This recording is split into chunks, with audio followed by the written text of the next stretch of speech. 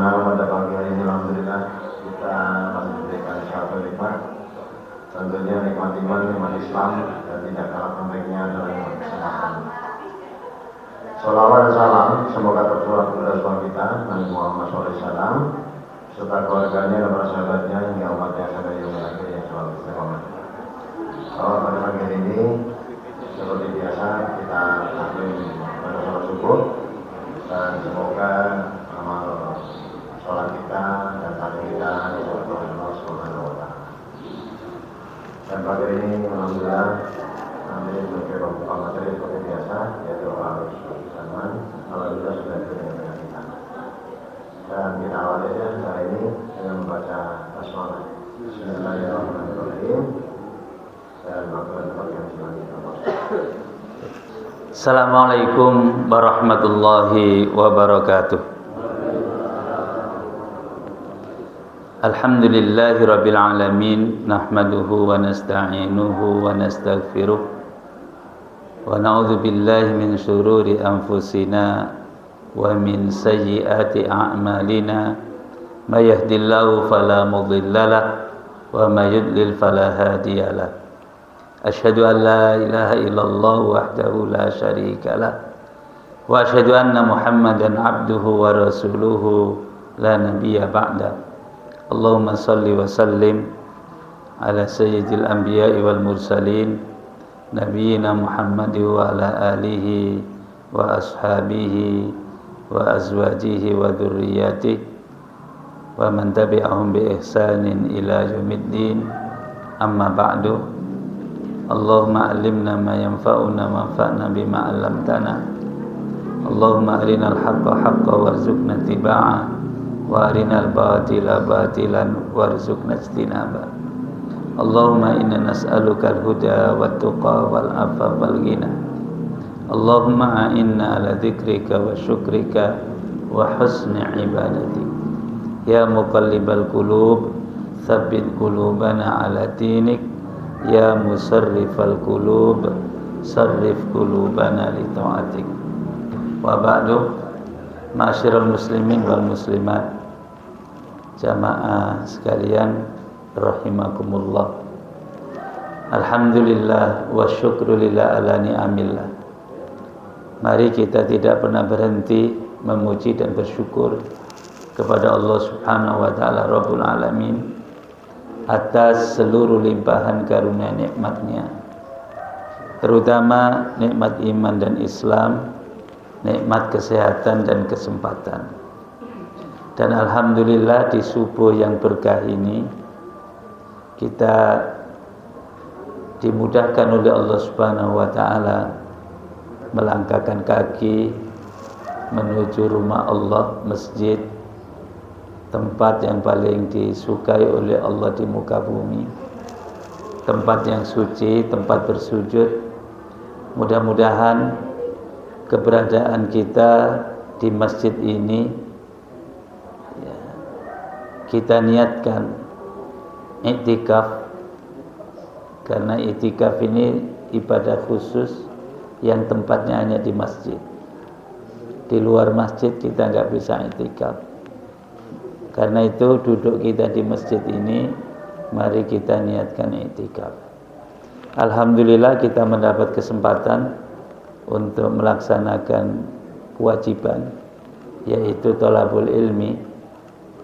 Dan ini juga ibadah yang utama karena difardukan, ya, diwajibkan kepada seluruh kaum muslimin, baik laki maupun perempuan.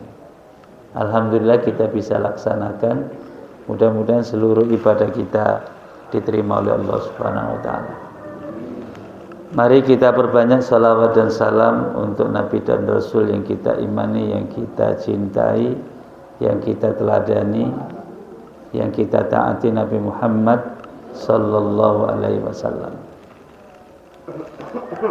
Jemaah sekalian, Bapak Ibu yang dirahmati Allah, bulan yang lalu kita sudah membahas ya terkait dengan bab al-iman bil malaikah, yaitu membahas makhluk gaib Di antaranya malaikat, kemudian kita bahas juga iblis, dan kita sudah bahas juga syaitan, yang menurut kitab suci Al-Quran, syaitan inilah musuh kita yang tidak pernah berhenti untuk menyesatkan kita, kapanpun dan dimanapun. Nah, karena itu kita sesungguhnya setiap hari itu bertempur dengan setan ini. Dan nanti kita jelaskan ayat dan hadis yang menegaskan itu, sehingga kita tidak ragu. Jadi sesungguhnya kita ini 24 jam itu bertempur dengan setan ini.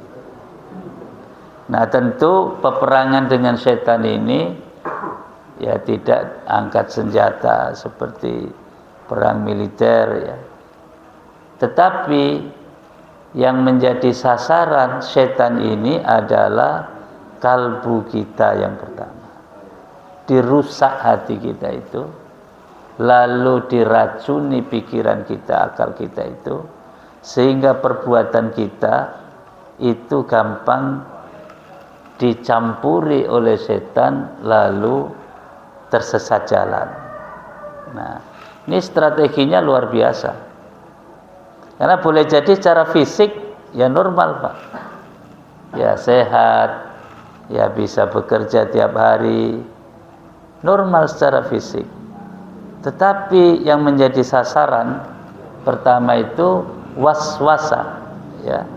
Yang diganggu itu kalbu kita, hati kita, dibisik-bisikin secara halus, dan kadang kita tidak terasa, tiba-tiba kita sudah jadi korban.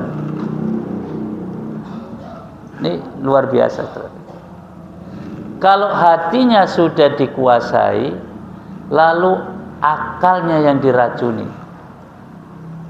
dengan ilmu-ilmu, dengan pengetahuan-pengetahuan yang menyesatkan, yang menjadi jalan untuk maksiat kepada Allah Subhanahu wa taala. Nah, manusia itu kalau kalbunya sudah rusak, ya, pikirannya, akalnya sudah rusak, itu paling mudah diombang-ambingkan. Karena sudah tidak punya akidah yang lurus, tidak punya prinsip, ya, sudah tidak punya ilmu untuk mengisi akalnya dengan ilmu yang baik. Akhirnya ilmu yang dimiliki adalah untuk menyesatkan. Nah, berapa banyak korban-korban itu? Saya terkaget-kaget, Pak, baru-baru ini. Teman nge-share, ada survei itu ya opini publik ya.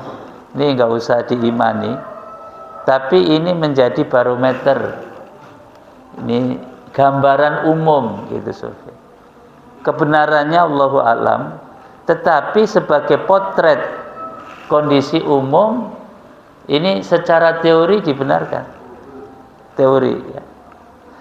Apa survei yang menarik? Umat Islam Indonesia ini yang sholat hanya 30%. Yang sholat berjamaah 2%.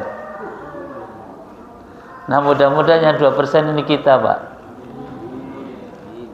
Jangan kita ini masuk yang 70% itu, na'udzubillah.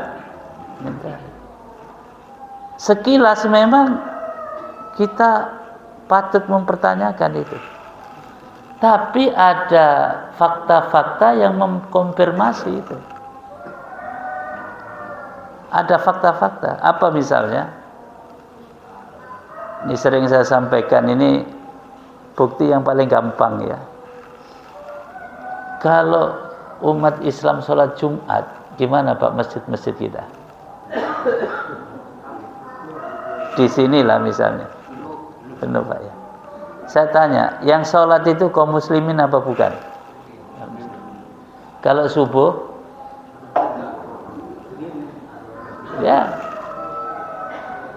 Ya mudah-mudahan yang 2% itu kita. Tapi naudzubillah min dzalik, kalau kita nggak masuk yang 30% itu, artinya apa? KTP-nya Islam tapi nggak sholat. Kan ngeri, Pak. Ya. Saya juga punya bukti-bukti ya. Saya sering ketemu orang yang kerjanya itu di masjid, ngerjain masjid, Pak. Itu nggak sholat. Jadi kurang apa lagi? Sudah di masjid nggak sholat. Jadi ngerjain masjid, kalau istirahat buat bukan sholat, Pak, malah ya lain. Dan pertanyaannya, di mana iman itu? Kita masuk dunia pendidikan, Bapak boleh survei deh di kampus-kampus. Ya, kalau ada azan, berapa persen yang merespon? Itu ada kampusnya besar, Pak. Ada musola kecil gitu. Kampus itu pun enggak penuh. Mereka kaum muslimin. Bapak boleh survei anak-anak SMP, SMA. Ya, yang masuknya pagi sholat zuhurnya di mana? Yang masuknya siang sampai siang sholat zuhur asarnya di mana? Yang pulang ke rumah sampai isya sholat maghribnya di mana? Ya. Jadi ini serius, mestinya kita harus mendapat perhatian. Saya nggak kebayang, Pak, dunia pendidikan. Kalau gurunya nggak sholat, muridnya kayak apa? Makanya ada peribahasa, apa itu? Guru kencing berdiri, murid kencing berdiri. Jadi tambah parah, karena nggak ada contoh lagi, nggak ada keteladanan. Padahal pendidikan yang efektif itu salah satu caranya adalah dengan lisanul hal, dengan bahasa perbuatan, dengan contoh.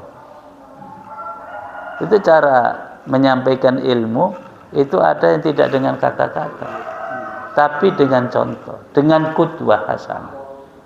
Kalau qudwah tidak didapatkan, nasihat tidak didapatkan, lalu siapa yang mengingatkan? Lalu timbul pertanyaan, kalau ada yang nggak sholat, siapa yang bertanggung jawab? Siapa yang mengingatkan?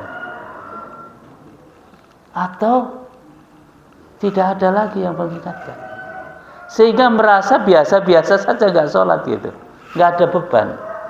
Di orang Islam nggak sholat tapi nggak ada beban, dianggap biasa. Nah ini potret ya, kebayang oleh kita ini di negara yang mayoritas. Jadi kalau diurut jumlah penduduk muslim terbesar di dunia itu yang pertama di Pakistan, yang kedua di Indonesia. Besar, Pak, jumlah kita, 250 juta kaum muslimin. Yang ketiga di India, kemudian di Bangladesh, di Cina itu ada 50 juta kaum muslimin. Besar, Pak. Jadi di negara-negara Timur Tengah itu jumlah kaum muslimin dikit sekali, dikit, Pak. Yang besar itu di negara-negara tadi, karena penduduknya besar. Kita ini 270 juta, 250-nya kaum muslimin. Tapi yang sholat 30%. Nah maka saya sering sampaikan, kita ini bersyukur bisa sholat 5 waktu itu. Karena ternyata ini karunia Allah yang besar. Buktinya banyak yang tidak dapat nikmat itu. Ya. Apalagi yang masuk 2% itu, Pak, Masya Allah. Itu udah seleksi panjang itu, Pak. Seleksinya panjang itu. Jadi artinya kaum muslimin yang sholat 5 waktu berjamaah itu sudah melalui seleksi yang panjang. Karena hanya 2% dari 100% di Indonesia ini. Jadi kalau 2% dari 250 juta berapa, Pak? 2% dari 250 berapa? 2.500.000. 2%-nya 5 juta. Jadi mudah-mudahan kita ini termasuk yang 5 juta itu, Pak. Ya. Ini karena luar biasa. Artinya apa? Secara zahir sudah seleksi panjang, ya ilmu, ya iman, ya macam-macam itu. Secara batin kita ini berhasil melawan setan. Itu. So, kalau kita kalah sama setan nggak bisa, Pak, menginjakkan kaki di masjid ini nggak bisa. Karena diganggunya luar biasa. Jadi kita sampai sholat berjamaah di masjid itu sudah ada fase-fase, tahapan-tahapan peperangan dengan setan itu. Pertama kita udah bangun sebelum subuh. Karena kata Rasulullah SAW, orang tidur itu diikat oleh setan dengan 3 ikatan. Ini setan, kurang ajar memang. Iya, 3. Kalau kita bangun, 1 ikatan lepas. Kalau kita wudhu bersuci, ikatan yang kedua lepas. Kalau kita sholat subuh, ikatan yang ketiga lepas. Jadi kalau ada orang Islam nggak wudhu, nggak sholat subuh, itu ikatan setan masih ada 2, Pak.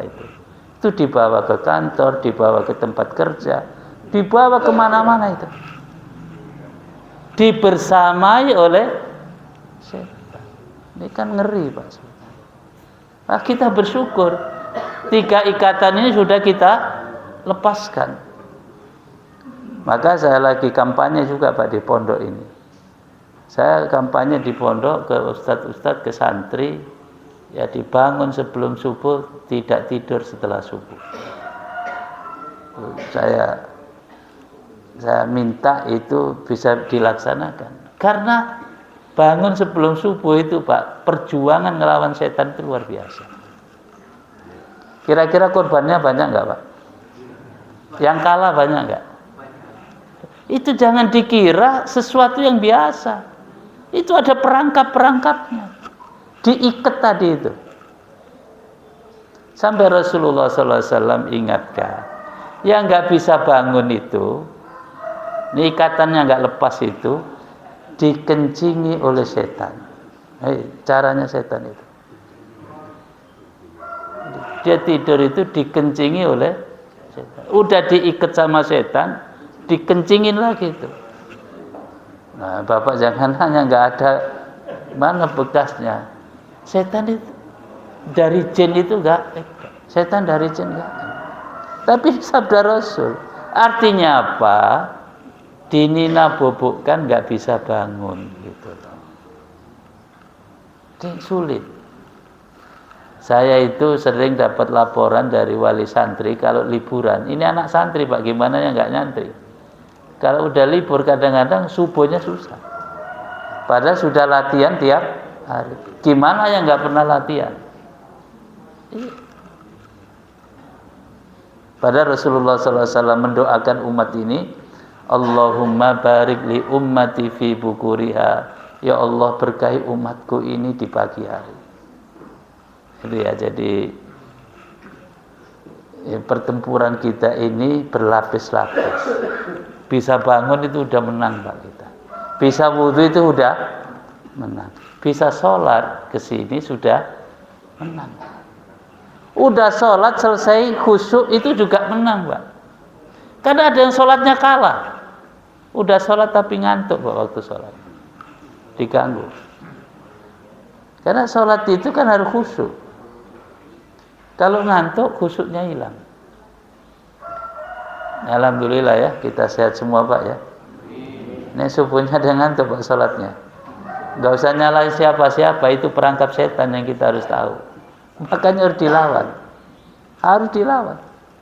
Aisyah radhiyallahu anha dulu ngelihat orang sholat subuh ngantuk itu ditegur. Coba kamu istirahat dulu, tidur sebentar dulu, supaya ngantuknya hilang. Ya. Cuman hadis ini jangan salah baca, Pak. Kalau orang yang nggak rajin ke masjid dibacakan ini mendapat apa? Legitimasi bahwa nggak bangun itu benar karena masih ngantuk. Gitu. Padahal nggak begitu maknanya hadis. Jangan sholat dalam keadaan ngantuk. Kita bersyukur, Pak, ya. ciri penghuni surga itu di dalam Al-Quran, ya, disebutkan langsung oleh Allah, kanu minal laili ma yahja'un, mereka yang sedikit tidur di malam hari, wabil ashari hum yastaghfirun, ya selalu istighfar di waktu sahur, waktu sebelum subuh itu ciri penghuni surga. Nah, ini tahapan. Bapak Ibu kalau sholat sudah takbir khusyuk, di tengah-tengah masih diganggu. Karena orang sholat itu dikepung. Jadi kita ini ketika sholat itu oleh setan dikepung dari depan, belakang, samping kanan, samping kiri. Supaya apa? Sholat kita rusak. Nanti kalau kalbu kita diwaswasa, makanya ada hadis riwayat Muslim, kalau kita sholat Pak datang, ini setan ganggu, lalu kita khusyuknya hilang, itu suruh ta'awud. A'udzubillahi minasyaitonir rajim. Hadis sahih riwayat Muslim. Kenapa? Karena itu datang gangguan setan.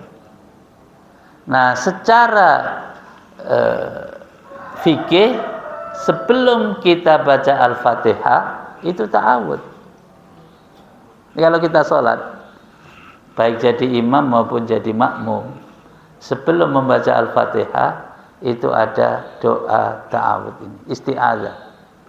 A'udzubillahi minasyaitonir, mohon perlindungan dari gangguan setan, supaya sholat kita tidak diganggu. Ini pikirannya nggak kena, hatinya nggak kena, fisiknya Pak yang diganggu. Oh, tiba-tiba ada gatel-gatel. Jangan nyalain nyamuk terus Pak, belum tentu nyamuk. Ya belum tentu nyamuk. Nah, ini sudah tiba-tiba ingat macam-macam. Nah, jadi ini gangguannya. Dulu zaman sahabat pernah saya kisahkan hadis ya. Itu ada sahabat yang mulai khusyuk sholatnya, hatinya diganggu nggak bisa, pikirannya nggak bisa, lalu fisiknya yang diganggu. Jadi dia itu tiba-tiba seperti keluar angin gitu, pengen kentut itu. Terus akhirnya karena pengen kentut dia ragu, ini keluar nggak gitu. Akhirnya lapor ke Rasulullah SAW. Ya Rasul, saya ngalami begini, ini apa nih? Makanya kata Rasul, kalau kamu tidak dengar suaranya, nggak mencium baunya, abaikan, karena itu gangguan. Jadi dikipas-kipas pantatnya itu Pak, supaya ragu gitu, supaya sholatnya Dia sudah sholat masih diganggu Pak. Coba, bagaimana perang dengan setan dahsyat sekali. Sudah sholat juga diganggu Pak. Udah sholat diganggu. Makanya ada dalam akhlak itu namanya sum'ah. Sum'ah itu orang menceritakan ibadahnya kepada orang lain supaya dapat pujian. Nah, itu juga cara setan ganggu. Jadi kalau sudah ibadah sudah, nanti pahalanya di sisi Allah Subhanahu wa ta'ala. Nah, inilah satu contoh, itu baru sholat Pak, gangguannya udah begitu. Di rumah tangga diganggu Pak kita. Lo nggak ada hujan, nggak ada angin, ini kok suami istri ribut gitu. Di mana ini? Jadi ada bentuk gangguan sihir, salah satunya itu merusak rumah tangga. Salah satu objek gangguan sihir itu, makanya di surat Al-Baqarah itu disebutkan salah satu bentuk sihir itu apa? Ma yufarriquna bihi bainal mar'i wa zawjihi. Jadi gimana suami istri itu bisa Pak, bisa ribut dulu, bisa berantem gitu, diganggu. Ya. Jangan enak-enak Pak. Setan itu tidak pernah diem, nggak pernah berhenti. Dan manusia itu diketahui oleh setan sisi lemahnya. Ini diserang dari sisi lemahnya. Kalau sisi kuatnya, ntar dulu deh kata setan. Ini mana yang lemahnya? Makanya iman kita itu terus diteliti oleh setan, dianalisa. Pak Haji Fatoni ini di mana ini? Kira-kira titik lemahnya gitu. Cari setan. Kalau titik kuatnya, ini ngelawan kami kalah kata setan. Itu strateginya setan. Sehingga tidak ada manusia yang tidak bisa diganggu oleh setan kecuali hamba Allah yang ikhlasnya tinggi. Orang kalau sudah hidupnya untuk Allah, karena Allah, dengan Allah, itu yang setan nggak sanggup lagi Pak. Tapi kalau masih ya faktor-faktor lain masuk, itu paling gampang. Oh, ini senang harta, ganggu lewat situ. Dia orang kalau sudah diganggu setan lewat harta itu nggak cukup Pak, berapapun nggak cukup. Makanya ini salah satu bukti gangguan setan itu ya orang nyuri itu. Nyuri itu ada yang kasar, begal namanya ya. Kasar itu Pak. Tapi ada yang halus lewat tanda tangan, nggak ada yang tahu itu. Itu jempolnya itu digerakkan sama setan Pak. Itu kalau tanda tangannya itu nyari harta nggak benar, digerakkan. Makanya Rasulullah SAW itu kasih cara. Kalau kamu melakukan sesuatu, nggak boleh orang lain tahu, hati-hati. Itu jebakan. Jadi kalau orang lain nggak boleh tahu sama sekali, itu jebakan. Ya, kalau perbuatan baik ngapain? Orang mau tahu ya terserah, nggak ada urusan. Tapi setan masuk juga Pak. Ada orang itu yang berbuat baik, tapi ingin semua orang tahu, itulah riya namanya. Jadi jaga hati ini penting. Kita berbuat sesuatu orang lain nggak boleh tahu, itu bisa jebakan setan. Kita pamer-pamer itu juga jebakan. Jadi setan itu, pokoknya kita itu nggak boleh bener aja sama setan. Nggak boleh bener. Itu kurang ajar. Nah jadi Bapak Ibu sekalian, kita ini sudah dapat pelajaran langsung ya, contoh bagaimana orang itu diganggu setan lewat fitnah harta. Itu titik lemahnya. Di mobil satu itu nggak cukup Pak, nggak cukup mobil satu, nggak cukup. Ya itu dunia begitu. Ada yang diganggu lewat jabatan, kedudukan. Makanya bisa menghalalkan cara karena kedudukan. Jadi itu diarahkan ya oleh setan itu. Gimana caranya? Yang penting dapat kedudukan. Sehingga orang itu bisa berbuat zalim karena kedudukan, bisa sikut kanan kiri karena kedudukan, bisa membunuh orang hanya karena ingin dapat jabatan. Itu titik lemahnya di situ. Jadi ada yang titik lemahnya itu, ada yang menarik Pak. Ternyata hobi kita ini, itu setan juga masuk lewat situ. Makanya hobi itu kalau udah kelewat batas Pak, hati-hati. Apapun yang kelewat batas itu mesti gangguan. Bapak seneng apa? Coba di HP Bapak seneng apa itu? Kalau kelewat itu udah Pak, itu gangguan. Hanya HP kita tuh setan gepeng Pak, hati-hati itu. Oh itu setannya banyaknya itu di situ. Ini korbannya udah banyak, korbannya sudah banyak. Nah ini saya bawa santri supaya dikirain saya ini ngecap Pak ya. Di pondok saya itu santri nggak boleh bawa HP. Itu ada nyuri-nyuri bawa Pak. Saya nggak tahu itu pintar sekali. Ketemu ya, digeledah ketemu, oh ternyata diem-diem, setannya luar biasa. Ketemu aja Pak ya. Apalagi yang bebas menggunakan HP. Jadi manusia hari ini Pak, tidur itu ngamanin HP, bangun tidur nyari HP. Itu kalau HP-nya lobet itu pusingnya Masya Allah itu. Apalagi salah naruh itu, dicari-cari itu. Anaknya dimarahi, suaminya dimarahi hanya gara-gara salah naruh HP-nya itu. Memang setan gepeng ini luar biasa. Lah itu yang jadi korban ketawa-ketawa Pak. Saking ketawanya itu ketawa sendiri, yang nggak ada artinya.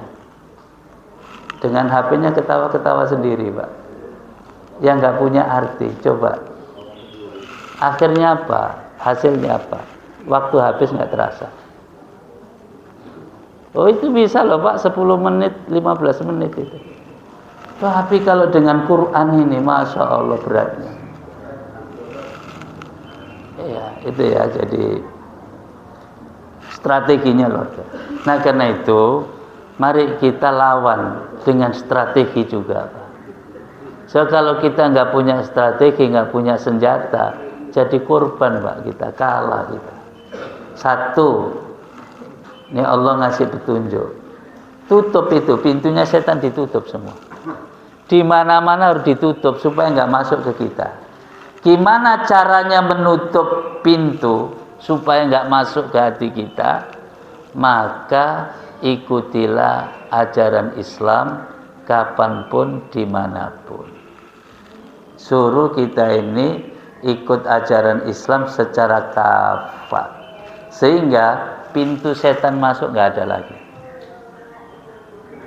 Di tempat kerja Islam ada dalam diri kita, di jalan Islam ada dalam diri kita, di rumah Islam ada dalam diri kita, sehingga gangguan-gangguan atau pintu-pintu masuk itu tertutup.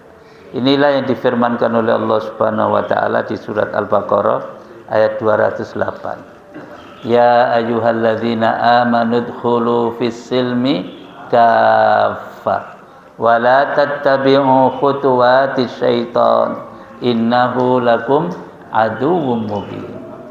Wahai orang-orang beriman, udkhulu fis-silmi, masuklah kamu ke dalam Islam ini kaffah, secara menyeluruh. Secara menyeluruh ini dari seluruh aspek kehidupan. Secara menyeluruh ini dari semua amal perbuatan kita, baik ucapan maupun perbuatan hati maupun perbuatan anggota badan. Pokoknya semua pintu masuk ditutup di situ. Lisan kita ini, Bapak Ibu, ini pintu masuk setan. Maka harus dijaga. Harus dijaga. Gimana cara jaga lisan? Ikuti ajaran Rasulullah Muhammad SAW. Apa? Falyakul khairan au liyasmut. Ngomong yang benar, kalau enggak diem, Pak. So, kalau kita ini ngomong, ini ada syahwatnya.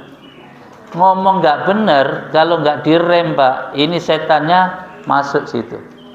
Lalu orang bisa berbohong gara-gara setan masuk lewat lisan. Orang bisa menghibah, orang bisa hasud, orang bisa memaki-maki orang lain lewat lisan. Jadi jangan bangga, Pak, bisa maki-maki orang itu. Oh, ini hebat, ini berani. Karena itu setan masuk di situ. Ya. Karena ini dilarang sama Islam. Ya ayyuhalladzina amanu la yaskhur qaumun min qaum asa ayyakunu khairam minhum wala nisa'un min nisa' asa ayyakunna khairam minhunna. Wahai orang-orang beriman, kamu jangan saling caci memaki. Jangan saling caci antara kalian. Boleh jadi yang dicaci itu lebih baik dari yang mencaci. Disebut secara khusus ibu-ibu nih oleh Allah nih, wala nisa'un min nisa', para perempuan, jaga lisan, jangan mencaci yang lain. Sebab boleh jadi yang dicaci itu lebih baik dari yang mencaci. Wala talmizu anfusakum wala tanabazu bil alqab. Sampai begitu Islam. Sebab setan masuk di situ. Ya. Dari mata bisa masuk, apalagi dari hati kalau nggak ditutup. Nah, cara menutup ini, maka semua perbuatan kita kapanpun dimanapun kita dasarkan agama Islam. Nanya ini sama Allah, ya Allah ini boleh nggak? Ya Allah ini benar nggak? Ya Rasulullah ini benar nggak menurut engkau? Kita mau apa saja itu tanya sama Allah sama Rasul. Itu Islam, Pak, sumbernya di situ. Tanya, ya Allah benar nggak menurut engkau? Ya Allah benar nggak ini? Ya Allah ini halal nggak? Ya Allah ini haram nggak? Itu harus ditanya. Sebab kalau tidak ada parameter itu, tidak ada ukuran itu, kita kehilangan nilai. Kalau kita sudah kehilangan nilai, setan masuk, Pak, di situ. Kita buta akhirnya. nggak tahu halal haram lagi, nggak tahu baik buruk lagi, nggak tahu kewajiban, nggak tahu kewajiban. Akhirnya apa?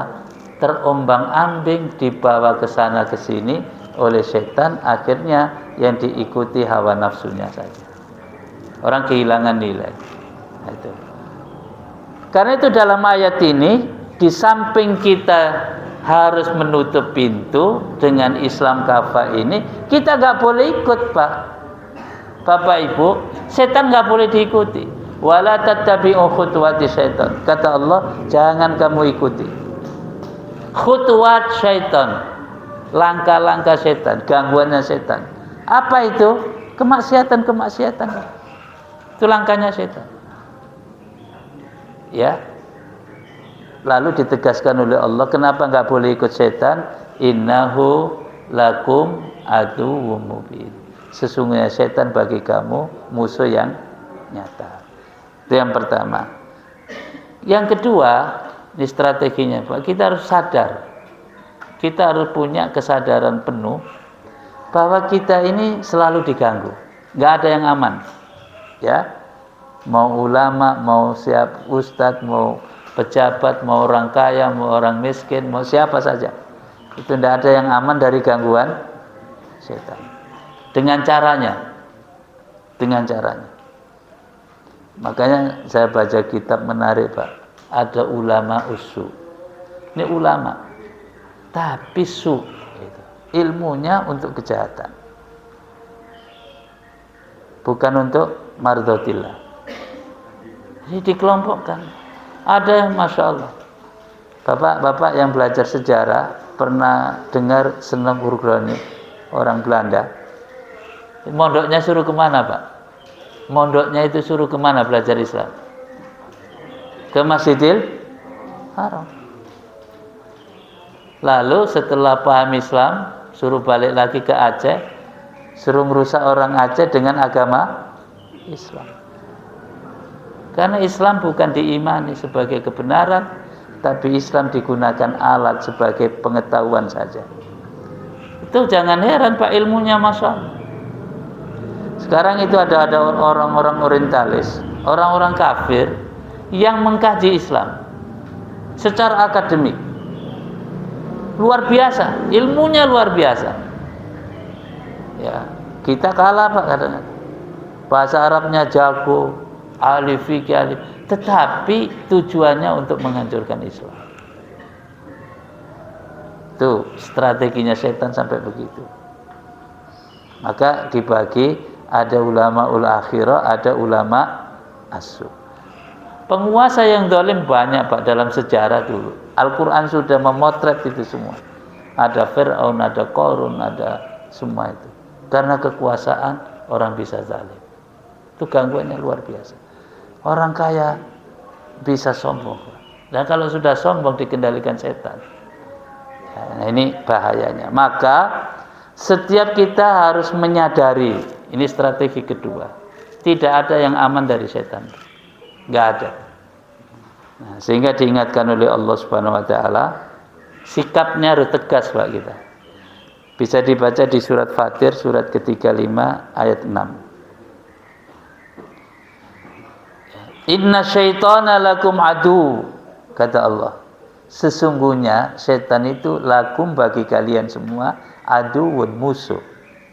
Fattakhidhuhu aduwa, maka jadikan musuh.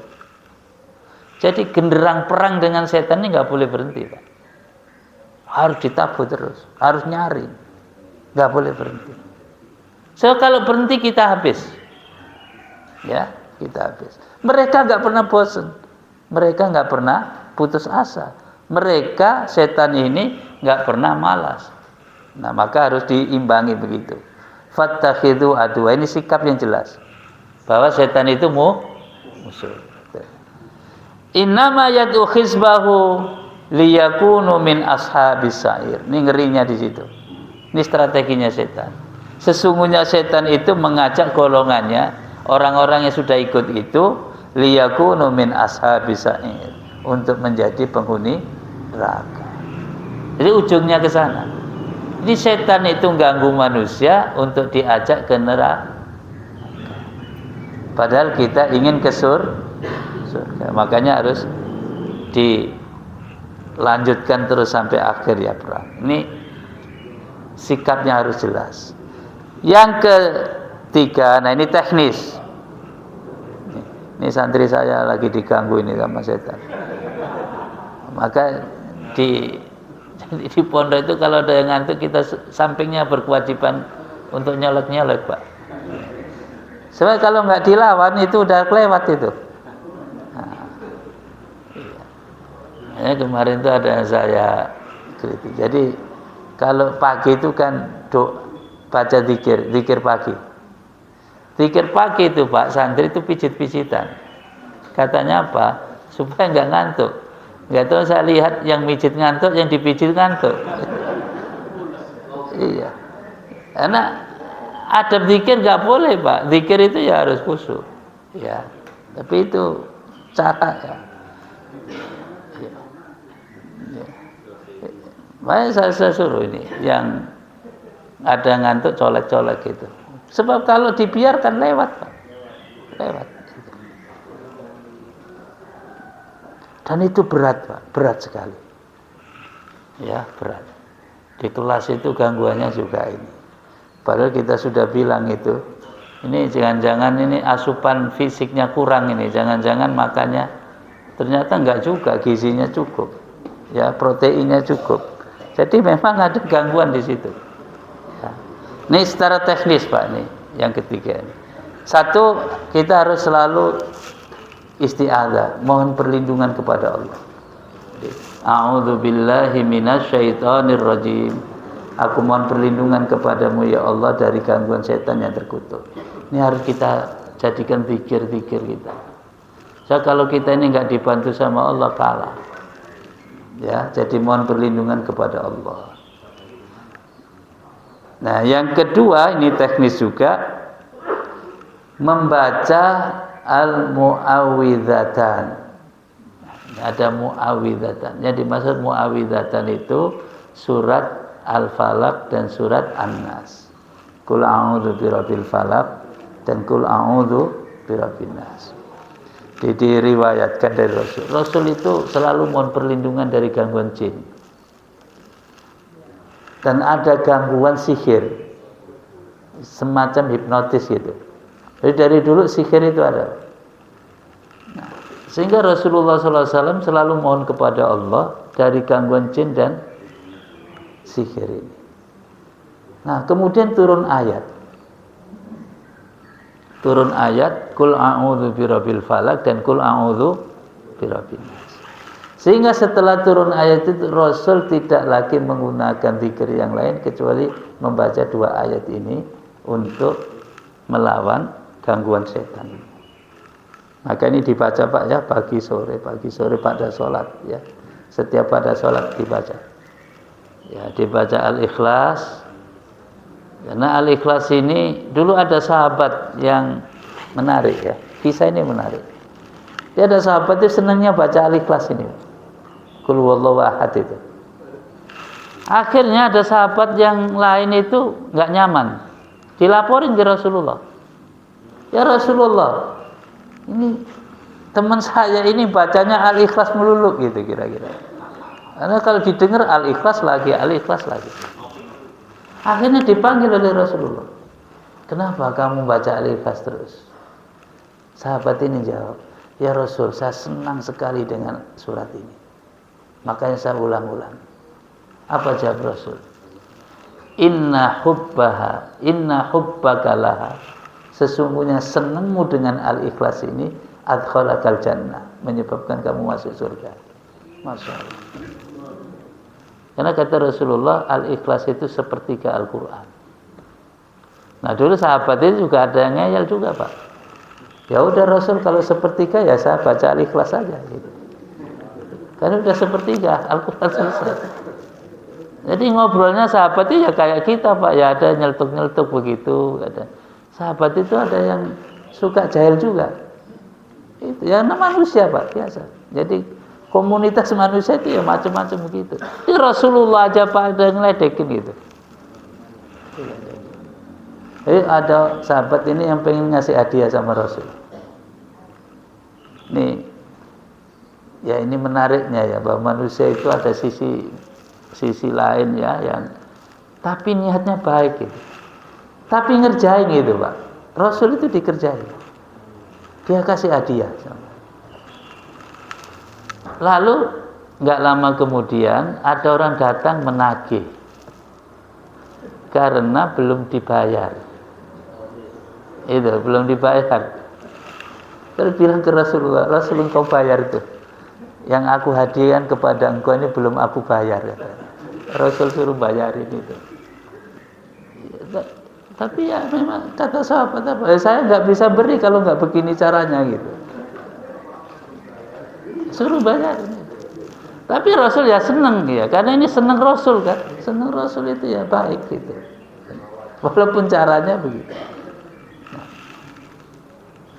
Nah jadi setelah turun ayat ini, surat ini, Rasul selalu baca itu untuk mohon perlindungan dari syayatinil jin, setan dari jin dan dari perbuatan-perbuatan sihir yang lain. Makanya pagi dibaca Pak, sore dibaca, terus pada sholat dibaca. Ya al-ikhlas mu'awwidzatain namanya ya. Ini cara kita menguatkan untuk mohon perlindungan kepada Allah dari gangguan. Doa ini umum sifatnya, tetapi salah satu sasarannya adalah setan. Ya, apa? Qul a'udzu birabbil falaq min syarri ma khalaq. Dari kejahatan seluruh makhluk. Apa aja?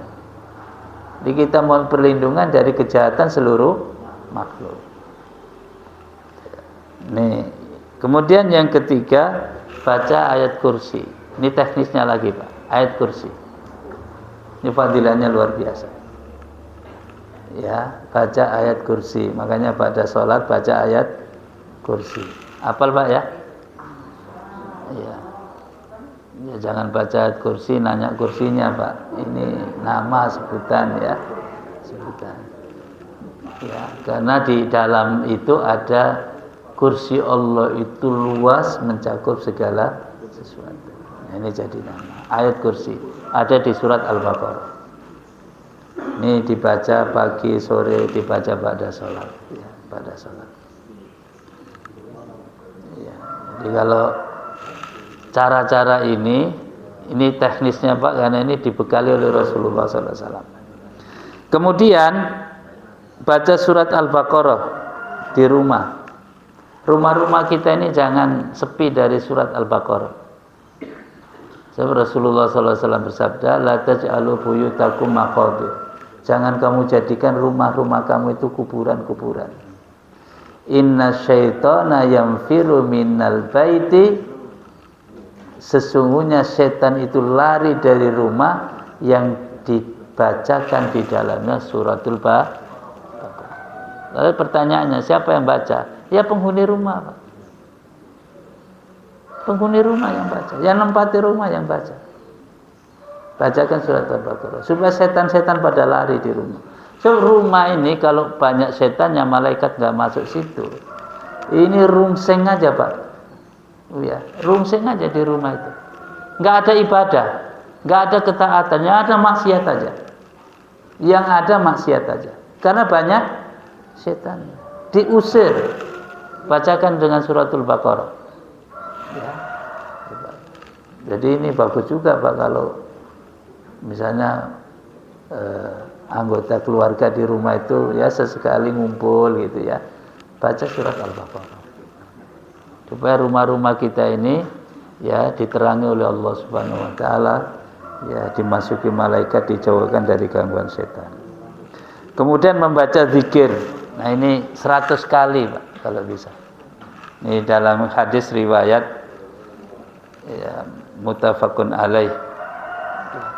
Apa zikirnya? La ilaha illallah wahdahu la syarikalah, lahul mulku wa lahul hamdu wa huwa ala kulli syai'in qadir. Ini kalau di pondok ini pada sholat selalu dibaca ini. Ya ini salah satu zikir untuk ngelawan setan ya. Ini kalau bisa baca 100 kali. Ya, sebagaimana dalam Hadis riwayat muttafaqun. La ilaha illallah wahdahu la syarikalah, lahul mulku wa lahul hamdu wa huwa ala kulli syai'in qadir. Dibawa pulang Pak ini. Zikir ini dibawa pulang. Tiap hari kita baca. Terus. Sebab tadi Pak, strategi setan itu luar biasa. Ya, halusnya luar biasa. Kita mohon perlindungan kepada Allah, lalu kita ya dengan kalimat tauhid, dengan mengagungkan Allah Subhanahu wa taala yang Maha segalanya, mudah-mudahan kita ditolong.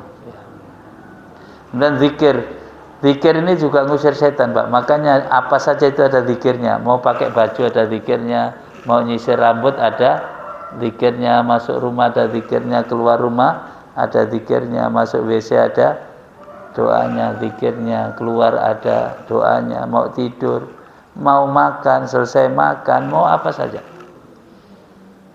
Ya, termasuk mau ibadah suami istri, jangan lupa.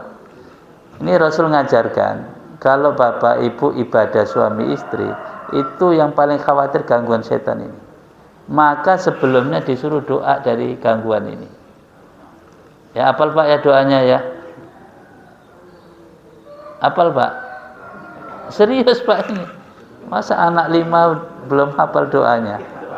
Anak udah 5 apanya? Doanya belum? Oh, kalau nggak diganggu Pak, kan itu ada syahwat di situ. Kalau nggak diganggu. Nah ini, alhamdulillah hafal ini. Masih muda ya. Setan itu merusaknya sampai begitu Pak. Apa yang kita senang itu diganggu. Ada syahwat di situ. Bismillahi Allahumma janibna syaitan gitu. Ya Allah, jauhkan setan dari kami. Wa jannibi syaitana ma razaqtana, dan jauhkan setan dari apa yang kau rezekikan kepada kami. Di dalam hadis disebut, kalau engkau beri anak ya Allah lewat ibadah ini, maka jauhkan anak kami dari gangguan setan. Saking pentingnya Pak, sebelum anak kita lahir sudah kita doain ya Pak. Belum lahir saja sudah doain. Belum hamil Pak itu, belum hamil sudah doain. Karena kalau udah diganggu setan ini, ya, semuanya jadi hancur. Nah itu. Ini berwudu, kalau lagi marah-marah berwudu Pak. Karena salah satu pintu masuk itu ketika kita marah. Karena orang marah itu akal sehatnya berkurang bahkan hilang. Ilmunya nggak bermanfaat lagi. Ya, ini kalau marah akal sehatnya berkurang bahkan bisa hilang. Maka kalau orang marah itu lihat Pak, ngomongnya pasti nggak teratur. Ngomongnya nggak teratur. Tingkah lakunya nggak biasa. Itu gangguan Pak. Makanya kata Rasul ini, karena ini perang melawan setan, la taghdab, jangan kamu marah. 3 kali Pak, la taghdab, jangan kamu marah, falakal jannah, kamu masuk surga. Artinya apa? Karena itu ada setan di situ. Maka jangan diikuti, dilawan itu. Nah salah satunya dengan wudu. Ya. Jadi ini di mana-mana Pak. Makanya orang ribut itu ada, coba di mana aja. Di mana aja ada orang marah ini. Ya, karena itu salah satu dari gangguan. Itu ya. Inilah beberapa tips ya yang secara teknis yang diajarkan oleh Rasulullah SAW. Mudah-mudahan dengan beberapa strategi ini kita bisa mengalahkan setan dengan pertolongan Allah Subhanahu wa taala, sehingga hidup kita ini selalu dalam bimbingan Allah Subhanahu wa taala, dan mudah-mudahan dengan cara itu kita mendapatkan ridhonya dan dimasukkan ke dalam surganya. Amin ya rabbal alamin. Ada yang disampaikan Pak? Ya. Sebentar Pak, saya ingat dulu waktu main bola pakai dukun nggak?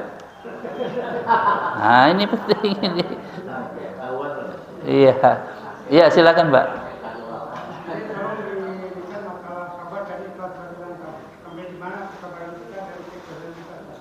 Iya, masing-masing orang punya ukurannya Pak. Beda-beda. Karena iman orang juga beda-beda.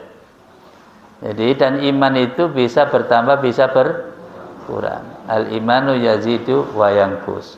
Sampai di mana keikhlasan kita? Sampai maksimal sampai akhir, Pak.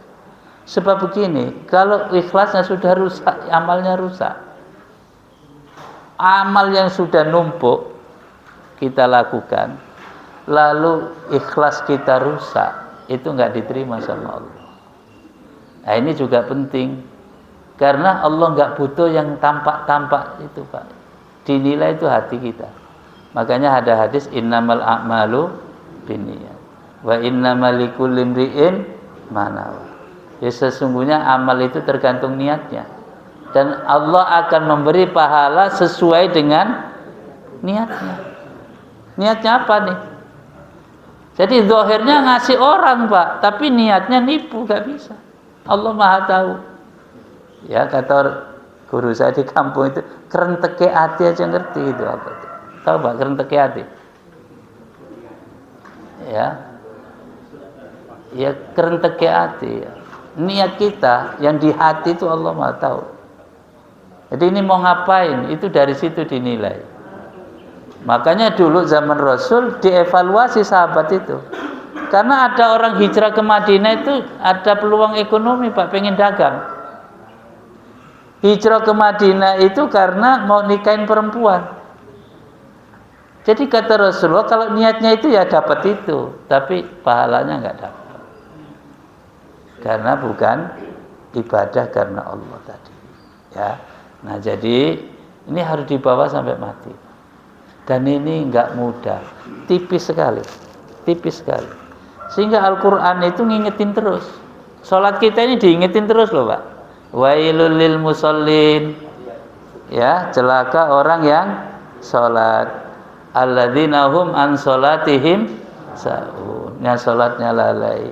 Alladzina hum yuraun. Yang riya. Jadi diingetin terus. Yang ibadah harta diingeti, la tubtilu shadaqatikum bil manni wal adza kalladzi yunfiqu malahu ria'an nas. Jangan kamu rusak pahala sedekahmu, zakatmu, infakmu ya dengan riya. Jangan rusak itu. Tapi ini berat, Pak. Saya pernah memberikan contoh ya. Coba ini kalau kita ngukur ikhlas kayak apa? Ada seorang yang dari kampung, Pak, ke kota. Dia sukses di kota. Secara materi sukses, ya. Jadi sukses ukuran umum itu kan sederhana, Pak. Ya, punya harta banyak, ya kan? Punya posisi. Kalau akademik ya sekolahnya tinggi kan itu. Adik-adiknya di kampung dibawa ke kota, dibiayai, disekolahkan, dikuliahkan. Satu kali ini sang kakak diuji berat, bisnisnya rugi, posisinya hilang, ya, diuji oleh Allah berat. Istrinya sakit-sakitan, anaknya yang satu kena narkoba, yang satu tukang judi. Habis, Pak, situ. Lalu minta tolong ke adik-adiknya yang dulu dibantu, ya. Sang adik nggak merespon, di kontak nggak bisa, di WA nggak jawab. Itu kalau zaman sekarang, ya. Di kontak nggak diangkat, di WA nggak ada kabar, cuek gitu, nggak ngerespon. Kira-kira menurut Bapak Ibu, kalau sang kakak ini Bapak Ibu gimana menyikapi situasi itu, kondisi itu? Udah habis bantu, ya, giliran butuh nggak direspon. Kira-kira dalam pikiran sang kakak apa di situ?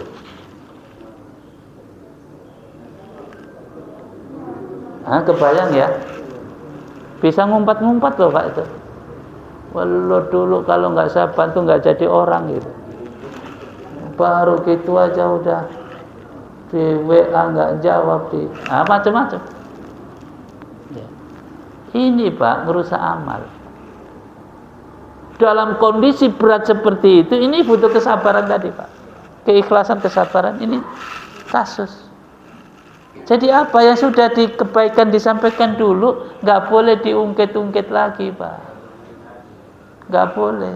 Ya udah, itu ibadah kita nanti di sisi Allah Ta'ala. Betapa beratnya sabar di situ kan ya. Tapi kalau ini berhasil, luar biasa. Sehingga ya memang ibadahnya itu ikhlas lillahi ta'ala. Dulu bantu adik-adiknya itu ya ikhlas lillahi ta'ala. Nggak ada interest apapun. Bahkan nggak bisa. Makanya dalam Al-Quran itu salah satu bukti orang ikhlas itu apa? Wala tamnun tastakthir. Jangan kamu memberi tapi minta imbalan lebih. Ya udah, kalau ibadah. Maka di Islam itu Pak ada caranya. Kalau dagang nyari untung Pak, jangan nyari rugi. Makanya kalau dagang harus strict. Dagang Pak, jual beli, utang piutang, ngasih, sodako. Jangan dicampur adukkan. Ini ada fikihnya masing-masing. Kadang-kadang kalau dicampur adukkan jadi nggak jelas Pak semuanya. Ya, ini utang piutang dipahami ngasih Pak, jadi nggak mikirin kembalikan. Padahal kata dia enggak Pak. Nah ini kan makanya dalam Al-Quran itu harus dicatat sampai begitu Pak. Pentingnya itu. Dia ngasih dagang. Jadi orang dagang jangan dibilang pelit. Kamu ini dagang pelit banget. Enggak Pak, memang dagang nyari untung. Nah kalau nggak nyari untung untuk apa?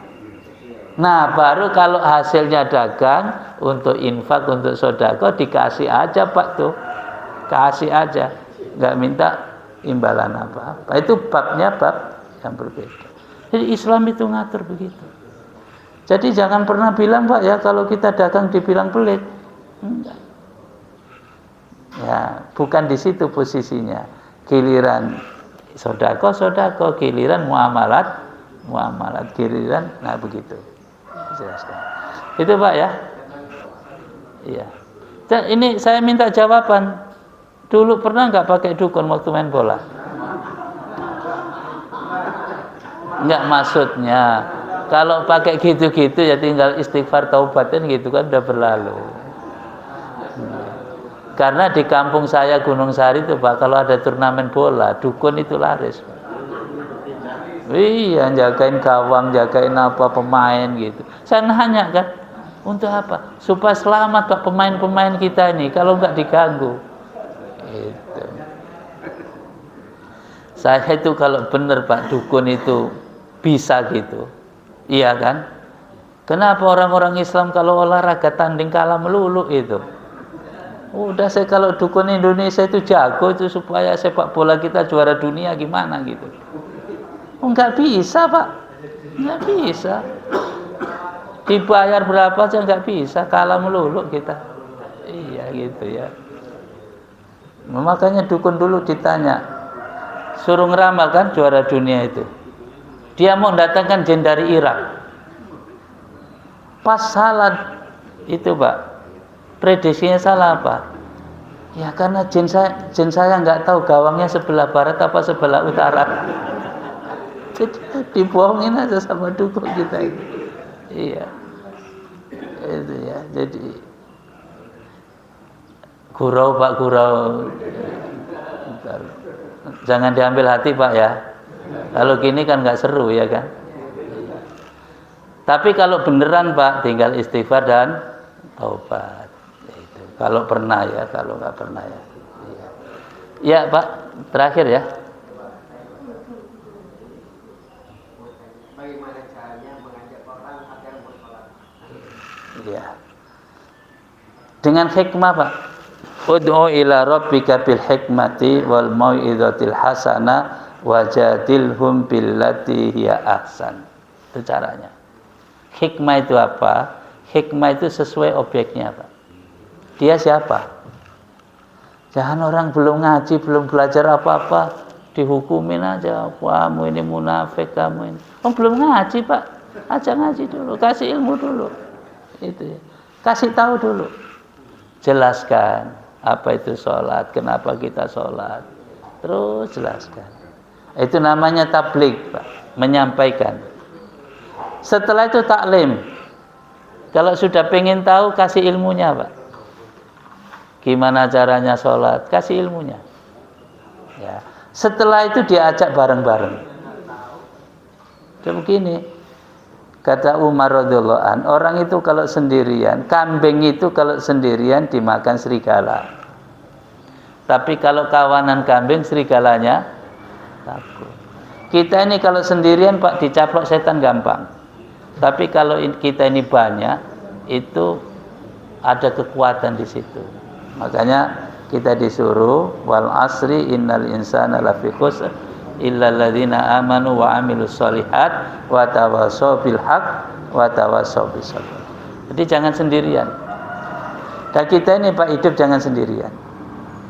Bukan hanya kita ini sebagai makhluk ekonomi dan makhluk sosial. Dalam Islam juga jangan sendirian, berjamaah Pak. Harus berjamaah supaya apa? Kalau kita salah ada yang ingatkan. Ada tolong menolong di situ. Tawassaw bil haqq wa tawassaw bis sabr. Itu ya. Jangan dihukumi dulu Pak, kasih ilmunya dulu. Ya, baru kalau sudah tahu diajak bareng-bareng. Kalau lalai diingetin gitu. Insya Allah lama-lama. Tapi gini Pak, ada yang nggak mau dan menolak. Itu bukan urusan kita. Yang penting kita sudah ngajak. Itu faktor hidayah Pak. Jadi kalau nggak diajak udah nggak mau, di ini nggak mau, ya itu kita serahkan Allah Subhanahu wa ta'ala. Yang penting kita sudah menyampaikan. Ya kayak ngaji gini Pak, saya sebagai pribadi saya menyampaikan.